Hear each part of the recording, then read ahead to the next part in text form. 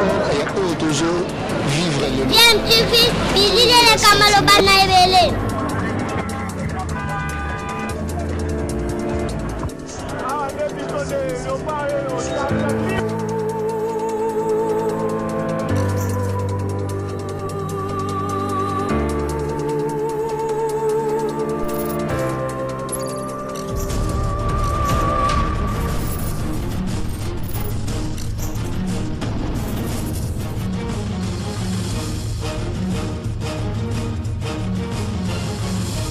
DMTV toujours en avant.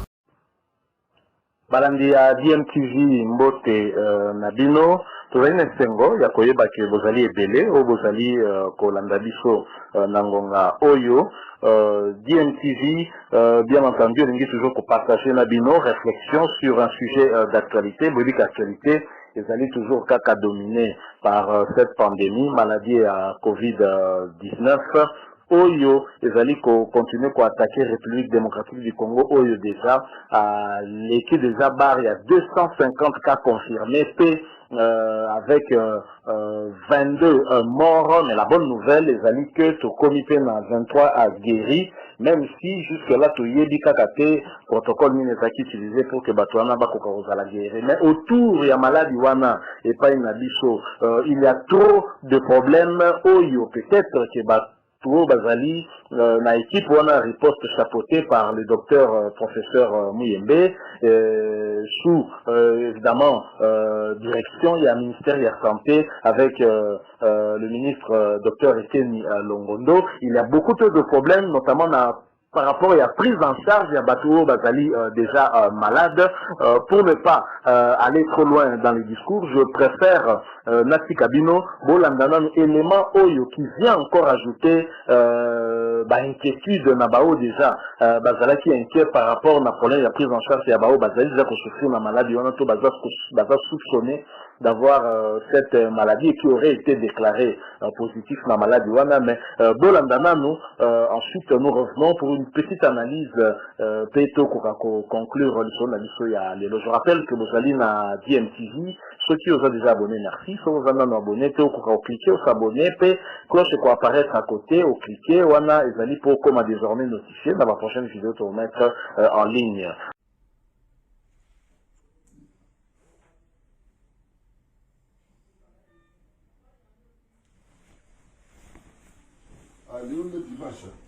Allez, dimanche.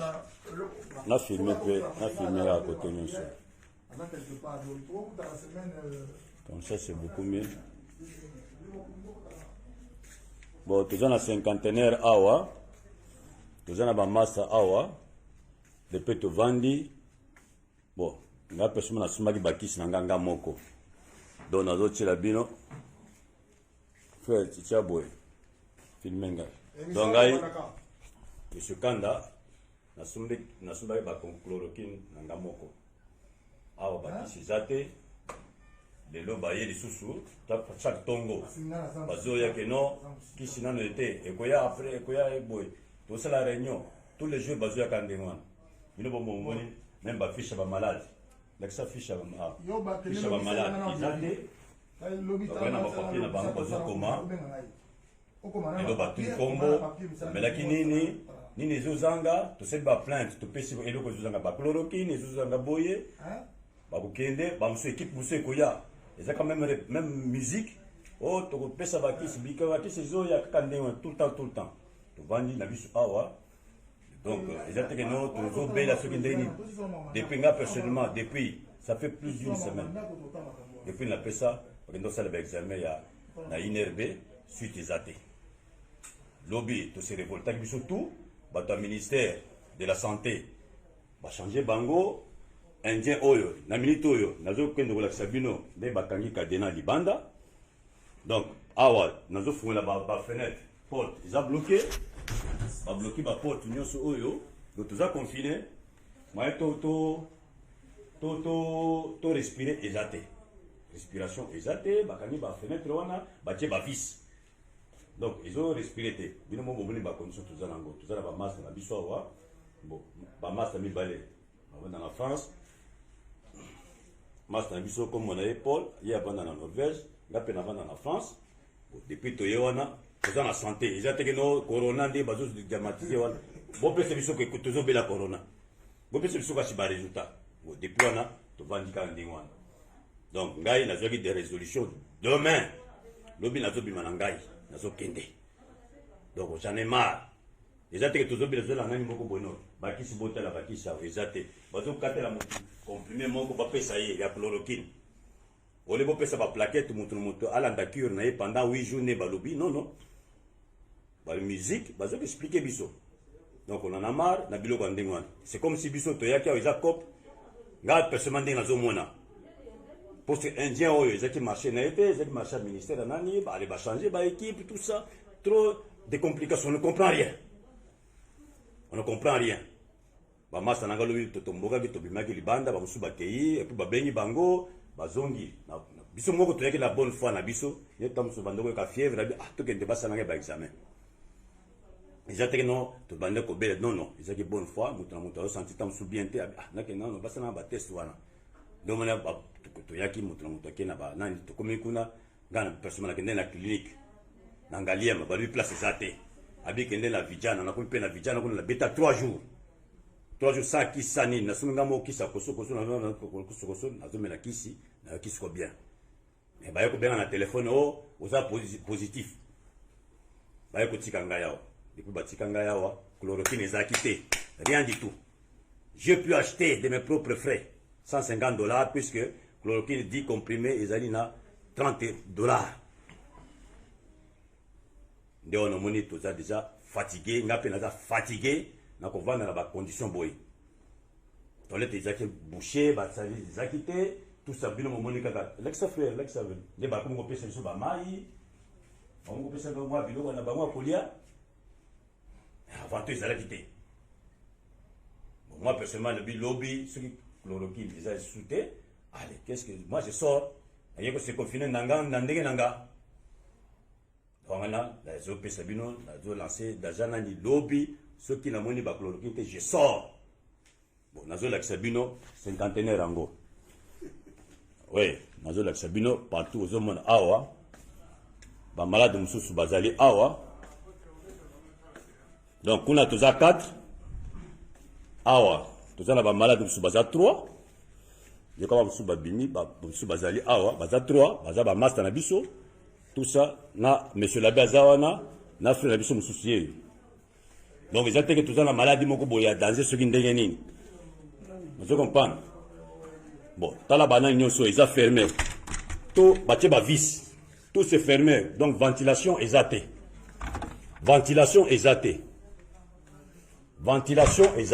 yango oyo batie bavis yango oyo donc tout ventilation eza te yango oyo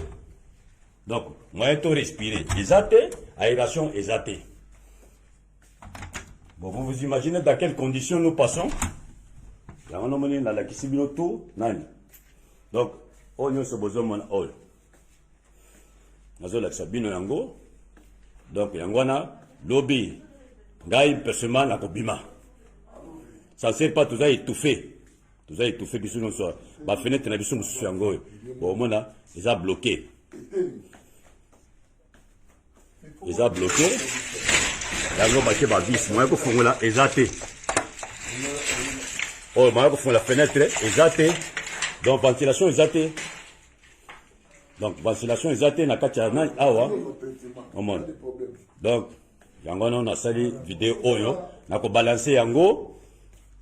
ndenge tozali awa toza confiné mais dans de mauvaises conditions nazo lakisa bino comment batie cadena kuna comme on a prisonnier, tout ça séquestré. Déjà séquestration. Ba toilette la bango yangoyo. On déplace douche pour sokolaka. Au sokoli awa. Ba toilette nous dans les a bouché. Yangoyo. Les a bouché dans la toilette. Ba toilette à la ndengezali. Bon, on y ba toilette. Nyonso eza fermé eza bouché ba vis batie ba vis awa ozomona toilette yango nana na bango awa toilette homme tozokota botala ndenge ezali tout est bouché place ya kosala masuba eza te bomoni oyo bauti kosala pression bauti kobongisaka moke mais ezalaki boye te nyonso oyo nazolakisa bino bakondition nini tozovivre awa oyo ya basi tala ndenge ezali donc babiloko nyonso ese bukani nyonso ese bukani tout ese bukani papier toilette eza te ndenge bozomona papier toilette eza te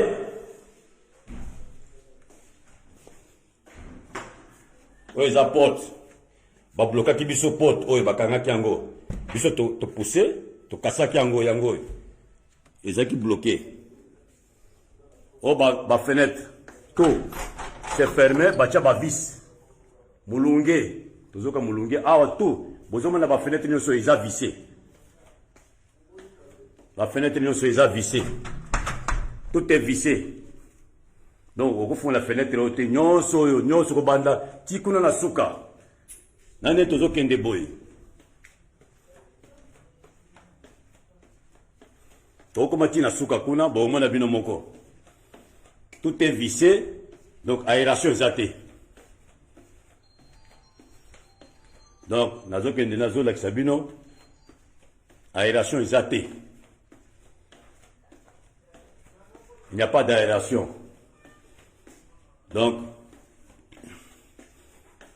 yango wana tozolakisa bino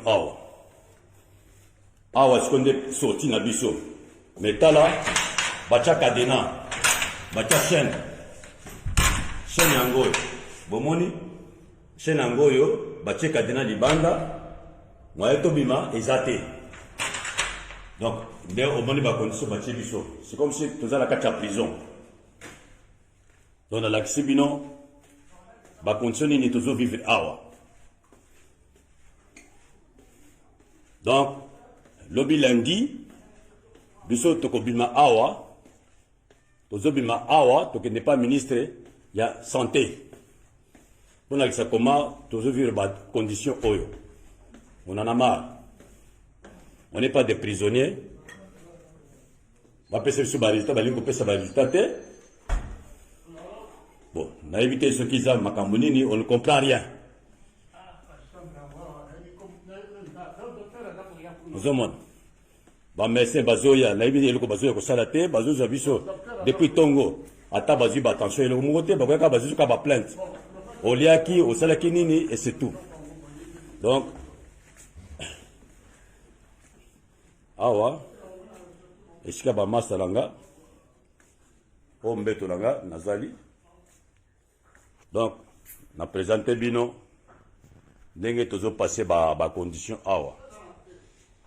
omoni oyo eza biloko ya kolia ezota libanda nde bazomemela biso ya kati awa ifo kozela ata mosomboni après soki 15 heures nde mameli ifo kobenga bango biloko ya kolia eza te ozomona bapapier mouchoir eza biso moko tosombaki na basavon wana tala basale ndenge ezali bino moko bomoni sale ndenge eza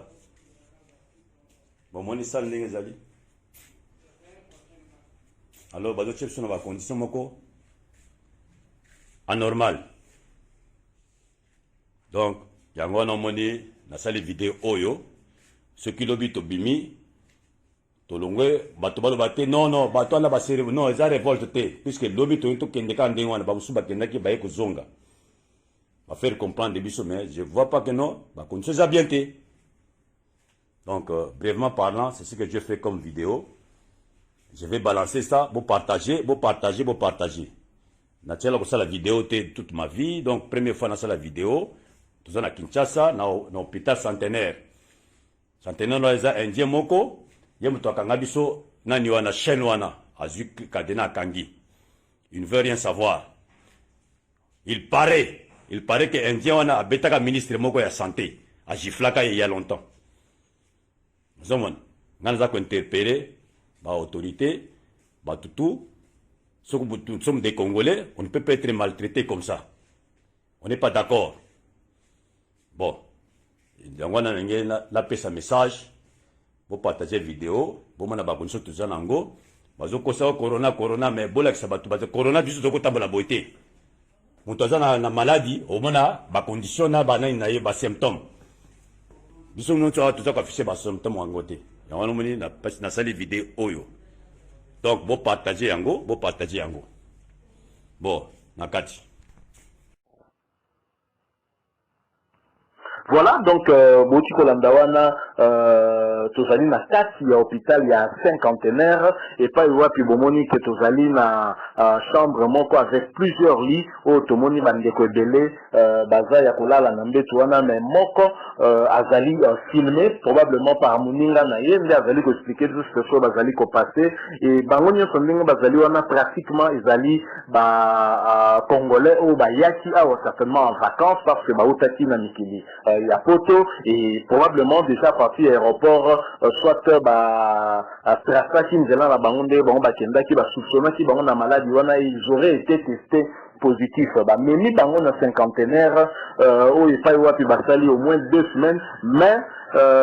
basali pour la bango en tout cas pour celui qui s'est exprimé bazomona ke bazali maladité d'ailleurs bazon peut bango pata produit mon côté même bazon maintenir bango donc bazali quasi enfermé comme en prison parce que même ba fenêtre les ali verrouillés et c'est très dommage moyebi et loko les ali ko rappeler biso déjà ba péripéties il y a premier cas où batangela ki biso ezalaki Faustin Fitika oyo balobai kazaki na maladie on a fait bakende ko tikaye na hôpital ya ba chinois lui il avait refusé avoir cette maladie et même après lorsqu'on l'a déclaré guéri azalaki toujours qu'à continuer qu'on réaffirmer qu'il y a très ko zala na maladie on a fait alors en voyant ce genre d'image nous posons la question quel message équipe ya riposte topé leadership ya ministre de la santé était milongo des ali ko pesa na population parce que je vous signale que jusqu'à ce jour certains à Kinshasa, je dirais même la plupart il y a bakinois awa bazali ko boya que maladie wana ezali réelle alors que cette maladie est réelle tout le monde a mené zoboma lelo na kati ya États-Unis bazo kufa 1000 2000 na mukolo ezali ba aventure mais avec modèle oyo bakonzi biso bazali ko manager makambo oyo bazali ko gérer yango est-ce que ezali de nature ya ko lakisa la ba congolais danger et pas iwapi ezali bozui bato bino bolobi ke baza malade botie bango quelque part dans l'hôpital sans une prise en charge adéquate il y a za kutu koloba ke ye moko se procurer ba chloroquine na ye o azali komela mais bango chloroquine yango baza ko yana ngo pe à contre goutte alors que to monaki ministre de la santé ko réceptionner un lot très important il y a ba chloroquine mais finalement puisque tozali kaka na au moins 250 cas mais ba chloroquine obino besoin que zali même stock moko ya ba cure moko au-delà de 250 nous sommes là na ba 1000 mata et boni bato bazali ko bela boki ko tika bango na cinquantenaire ba se plaindre que bazali ko pesa bango ba kisi le roi bazo kabolela bana ba biscuit est-ce que c'est normal et c'est normal que nous pensons que le ministre de la santé était Milongondo na docteur Mouyembe nous doivent des explications par rapport à la situation est-ce que bino objectif ça nous zali kaka vaccin tout le monde a na likambi ya vaccin docteur Mouyembe ko bima liboso pe ko ya ko yemba qu'on a été choisi kaka ye ko ya ko loko yemba lisu ko loba que on est candidat yo lingi kaka vaccin o ezali la prévention d'accord la majorité n'est pas encore touchée par cette maladie donc ba baza ko bela déjà pourquoi ne pas leur donner chloroquine on a puisque même du somo to approuver déjà traitement on a puisque un traitement sous-côté si les résultats sont probants par exemple dans Marseille il y a docteur Didier Raoul Tizon en France et pourquoi pas du soto ko mekapé yango donc voilà image on a qui en tout cas personnel mais choquant parce que ce n'est pas la première image que Kokakobima par rapport à l'hôpital où on est à cinquantenaire et ça malamouté je crois que l'État et Sengeli peut-être soit même justice même soit Kokakota Makambouana parce que Batuo le Baté Bango Wana et comme le rôle carrément non assistance à personne en danger donc Baza va s'occuper na Bango alors au tapotika Bango alors Babima la Bango puisque Bango peut déclarer que Baza maladité Hein, donc ce n'est pas normal. Nous nous insurgeons contre comportement Yalolenge ou Wana pe tozali ko senga na ministre de santé à communiquer pe à expliquer des choses. Situation wana ezali nini, c'est normal pe. Vous ne faites que passer pour démentir, alors que réellement il se pose un problème de prise en charge. Je rappelle que même Dirkaba, il y a un ministre économique de ce cabinet adjoint dédié Bandoubo la paix à son âme ou à Koufaki na maladie wana azala qui peut interné na hôpital wana cinquantenaire. Il y avait d'ailleurs des rumeurs qui circulaient comme quoi il avait été abandonné, prise en charge na ezala qui correct était kuna bazali ko simba été. Nous savons nous donnons raison à ces rumeurs là. Nous avons aussi l'impression que c'est tout à fait vrai parce que t'as la image aussi que les qu'on nous raconte les rumeurs et les canaux réseaux sociaux. C'est la réalité. On est là dans l'hôpital du cinquantenaire pour moniter Batouana ou Batouana malade Bazawa, puis Tala Baronde Bazana, Basali, il y a plusieurs semaines, solution mauvaise qualité, ni est à la même attaque à soigner, bango solution qualité, même attaque à prélever, bango attaque attention, et le comment côté. Donc, Bazi va bloquer, bango quelque part comme si Bazana carte internat, mon non, ils ont normal. Bon, il y a beau, comment voulez-vous que Batouba se porte volontaire pour aller se faire dépister? Pour ce que vous attraper, Nayango, qui est bon, cas positif. C'est comme ça que vous allez traiter la personne. Non, ce n'est pas bien. C'est bien que canabiso, pour répondre à l'acte bazali opposé. Plusieurs fois d'ailleurs, vous savez qu'on s'est levé pour la démission à ministre il y a santé parce qu'au départ, les gens n'ont pas que toutes les dispositions avaient été prises pour la qu'on joue déjà disons température n'a pas déjà parti aéroport on peut même un centre un peu dans la périphérie à Kinshasa na Kinkole où ils allaient déjà bien aménagé pour que rien n'a été fait au monde comme côté peinture même dans la clinique chinoise après non se moque de qui. Nous pensons que ce qui justice est côté vraiment dans Mbokao et Sengeli que justice est quand même qu'on se saisir dans Bamakambouana parce que c'est la vie des Congolais qui est en jeu. C'est la vie du contribuable qui est en jeu et ce n'est pas normal. Merci beaucoup. Comme Nasuka, il y a les solos Oyo. Je rappelle que vous allez qui Kolanda DMTV, Bobo Salate, coronavirus est réel. Continuons à observer ma geste barrière car le traitement le plus efficace contre le